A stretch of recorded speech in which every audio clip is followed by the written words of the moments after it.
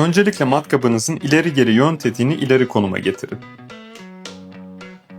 Mandalinin ön kısmını elinizle sabit tutarak tetiğe bastığınızda mandalinin ağız kısmı açılır ve mevcut matkap ucu çıkar. Yeni matkap ucunu yerleştirin. Ardından yön tetiğini geri konuma alın. Yine mandalinin ön kısmını avucunuzla tutarak hafifçe tetiğe basın ve mandalinin ucu matkap ucunu kavrayana kadar sıkın. Bu aşamada matkap ucunuz sabitlenmiş olur.